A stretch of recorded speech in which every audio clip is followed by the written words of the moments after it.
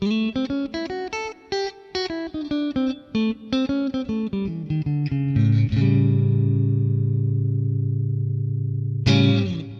again and welcome back to the PhatPhish Guitar Studio. I'm Dave, and in this video we're going to be taking a look and listen to this guitar. It's a P90 equipped Yamaha Revstar standard. Specific model is the RSS02T.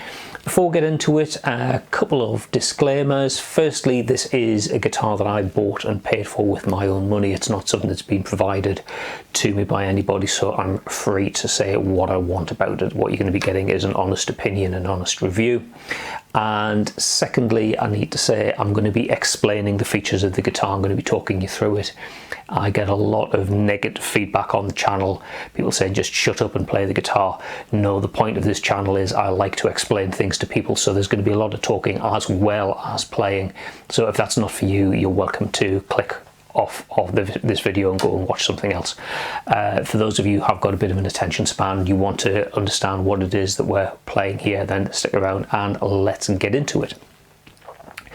Okay, so this is the standard model. There's 3 levels in the Revstar range. There's the Elements, which is like the entry level, there's the standard, and top of the line is the professional range.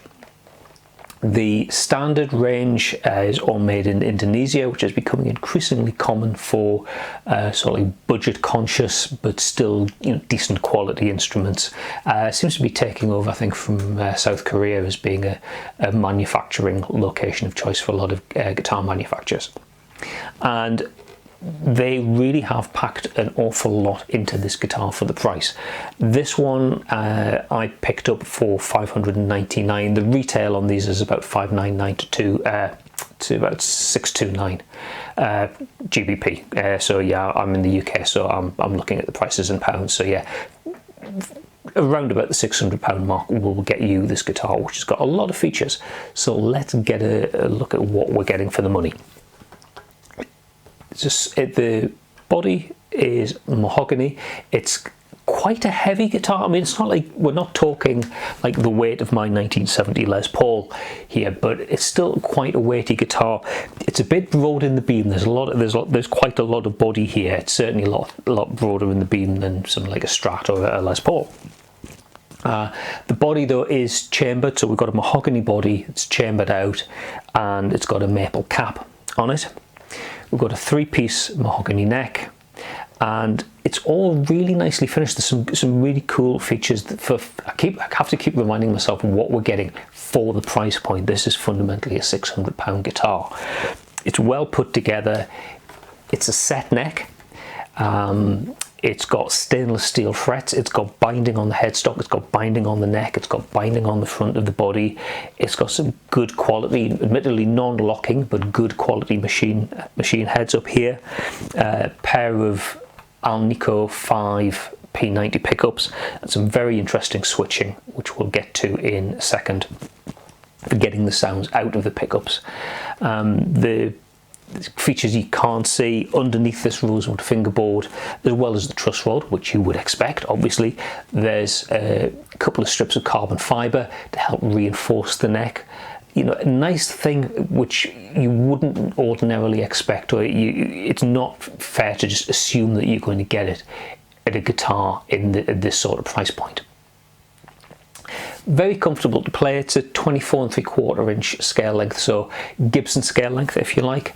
And down the bottom end here we've got kind of a Gibson style arrangement with a Tunematic type of tailpiece, and this, I forget what Yamaha calls this, it's the sports tailpiece or the racing tailpiece, something like that. A little bit different to like a regular Gibson style stop bar tailpiece, but doing the same thing. It anchors the strings and allows them to go over the saddles. It is adjustable, so if you're really sensitive about what angle you want the strings to be coming over the bridge at, you can raise or lower this with a set of, yeah, these are like hex screws, so an Allen key will allow you to raise or lower that a little bit, change the angle. It's really nicely finished. It's quite a not chunky, so like It's got a bit of meat on the neck. It's certainly not a speed neck, but it's not super chunky.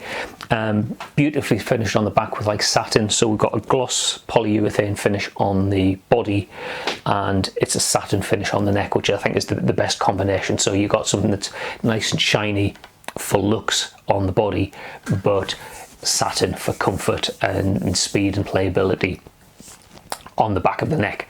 Ideal combination. On the back, this one is, I think the colour is called Hot Merlot. Probably not showing up on the camera. The gloss finish there, you can actually see a little bit of the wood grain through it, which is nice. The top is, I'll get some B-roll photos and you can see it a bit closer up. It's got like a slight sparkle to the paint. It's a really nice finish. I bought this in a high street guitar store. I didn't want to just buy off the internet. I like supporting bricks and mortar stores. When I went, there were two of this model in stock, one in the Hot Merlot and one in the white. I'm not such a fan. I've had white guitars before. It's a little bit boring. I wanted a bit of colour, so I went for this. They also do it in quite a fetching shade of blue. There's a black one. Quite a nice range of colours for the Revstar range. So yeah, all well put together. Nice features. Down the nut end of things, it's a plastic nut, but it's a decent quality plastic. At first sight I thought it might have been graphite because it's black. It's not. This is a very high quality black plastic nut, but yeah, it's a nicely put together guitar. Now I mentioned some nice sounds on tap, so let's get into that. So we've got two P90 pickups and a blade switch, a volume and a tone. So when I first picked this guitar up to try it in the shop, I was assuming it was going to be a three-way blade switch like you would get with a sort of pickup switching where you get on a Les Paul, so you'd have bridge, neck or both. But actually it's a five-way selector. So let's look at the sounds we've got on offer. Okay, so with the switch all the way back in position 1, we've got the bridge pickup on its own, so the volume and tone up full.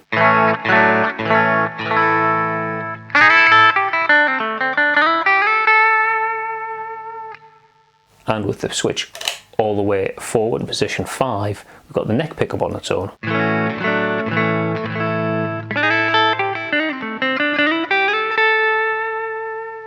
And as you might expect, in the middle, in position 3, we get both of those pickups together.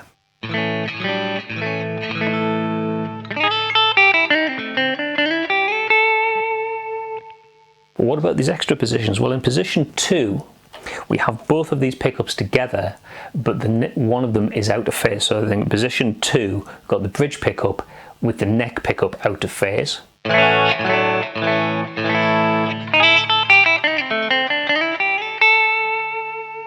And in position 4, we've got the neck pick with the bridge pickup, but the bridge pickup is out of phase.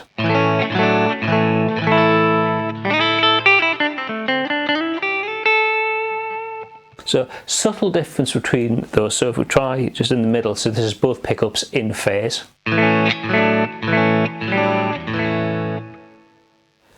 Bridge with the neck out of phase. Neck with the bridge out of phase. So very useful set of sounds there. I like them all, and having those in between sounds is a bit of a bonus. But what we've also got on tap is a little hidden trick on the tone knob, where if we pull it, we get what's called the focus switch. Now this is something different in the current ranges of Revstars. The previous range of Revstars, on the tone control, if you pulled it, it had what they called the dry switch. Now it's called the focus mode, and that does something slightly different. It's basically changing the EQ.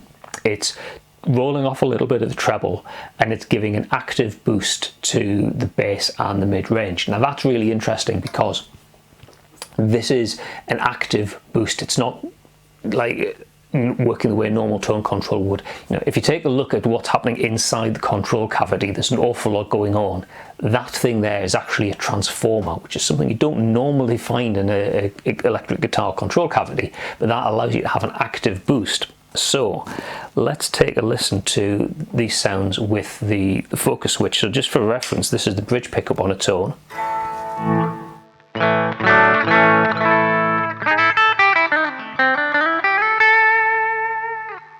And then with a focus switch,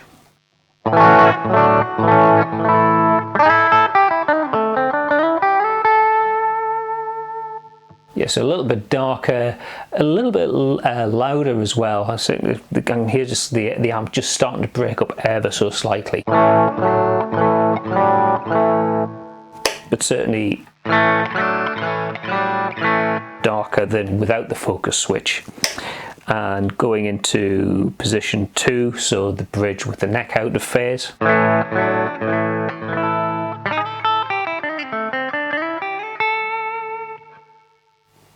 Both pickups together.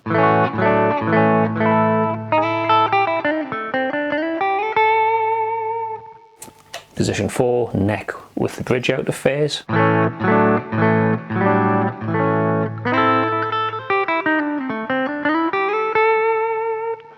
And then the neck pickup on its own.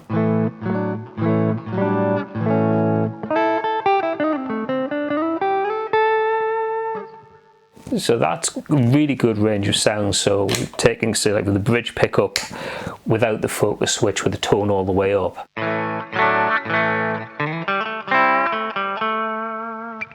To the extreme of neck pickup with the focus switch and roll the tone off.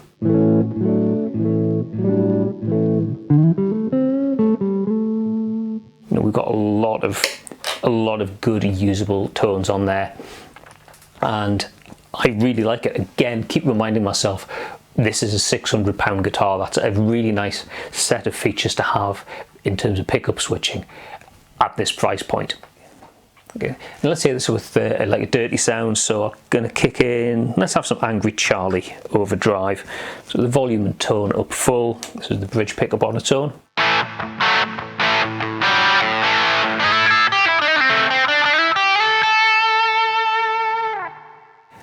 Position 2 with the bridge and the neck pickup out of phase.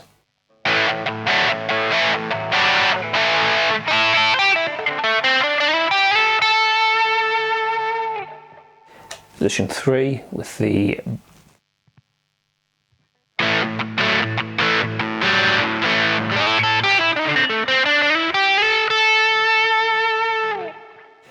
position 4, so that's the neck with the bridge out of phase.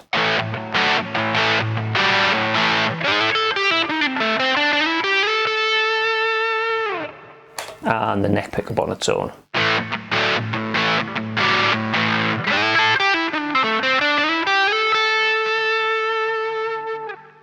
All very usable. Back into position 1 with the focus switch.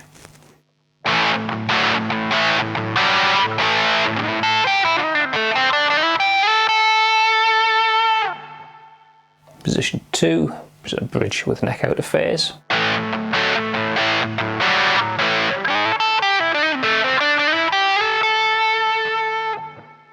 Position 3, so both pickups together.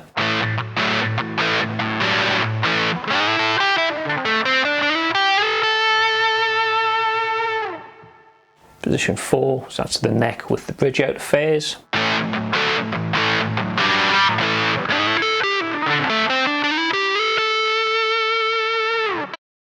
And then finally with the position 5 with the neck pickup on its own.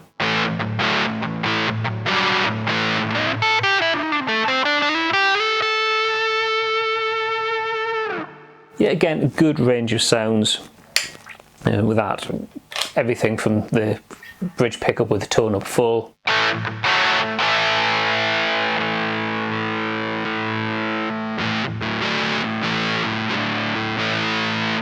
through to the neck pickup, tone rolled right the way off, and the focus switch to boost the bass a little bit.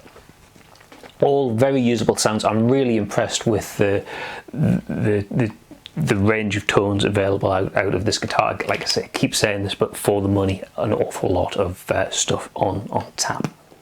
So overall impressions, yeah, I really like it. Like, as I say, this is a guitar I bought with my own money. I went into a guitar store looking for something like this. I was after a solid body with P90s and had the Revstar in mind. I'd been at a big guitar store last year, had all sorts in it. It was a really big place. And I remember, it must have been the mood I was in that day. I was fairly nonplussed by everything. I mean, there's Fenders and PRSs and Gibsons and yeah, Charvels, Jacksons, Ibanez, the whole 9 yards. And the only thing that kind of jumped off the wall, really caught my eye, was the Revstars. Because I think it's because they were maybe just a little bit different, just suited the frame of mind I was in that day. And it's always been kind of at the back of my mind that the Revstar was a guitar, you know, I might be interested in. And I was after a guitar, solid body guitar with P90s, so I was interested in this one. Went into, like I say, the guitar store, tried this out, and this literally, I tried it out of the box. I said to the guy, says, well, you haven't got a P90 one on the rack. Have you got anything in stock? He says, yeah, we've got two. You know, he went and had a look. He says, yeah, we've got two. We had a white one and this red one. I said, well, I want a bit of colour. Let's try the red one. And I literally saw him take it out of the case. It comes with a soft case as standard. Very good soft case, actually.